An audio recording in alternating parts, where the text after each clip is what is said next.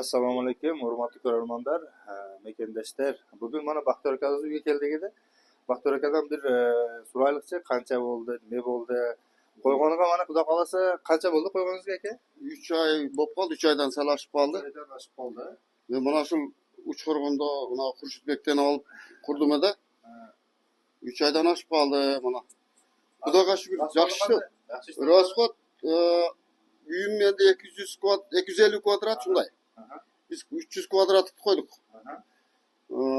Mana 40 kilolik qopdan 50 tamam shu 50 kilo 55 kilo ketdi.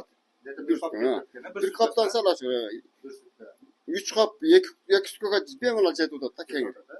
Aka keyin nima, misol temperaturani bir de qamab turadi, misol 1 de qilmadi. bir sutka 1 de. Vosh. Amurundan uydagi peshkangizga o'lchaqsangiz qanday bo'lmoq edi? Murda endi chole o't kuygan vaqtda uy isib ketadi. Ana o't o'tishganda suv ketadi. Shundaydi.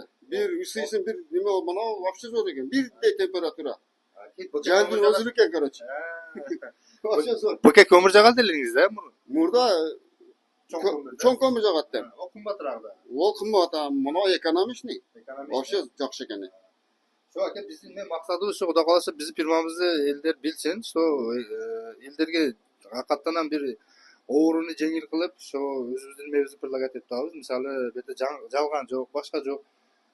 Katalogimizni misol qo'ygandan keyin ellarda baraka topganmi yo'qmi, shu ko'rgazib beraylik ellarga deb sunish qildik shu. Kuniga sog'irlar bir qarab qo'yam bir mol sog'irlar. Bo'ldi, biz bir sira qaraysiz bo'ldi. Bir onam kulini ol, mana bir kunlik kuli shu oldim da soat ali sasilishda. Shu barini ko'rsatib o'tamiz, hali olib tozalab boshaqani. Buna bir sutkalık kuli. Şunu tushirib qo'yam bo'ldi, anaqdan o'lchayveradi.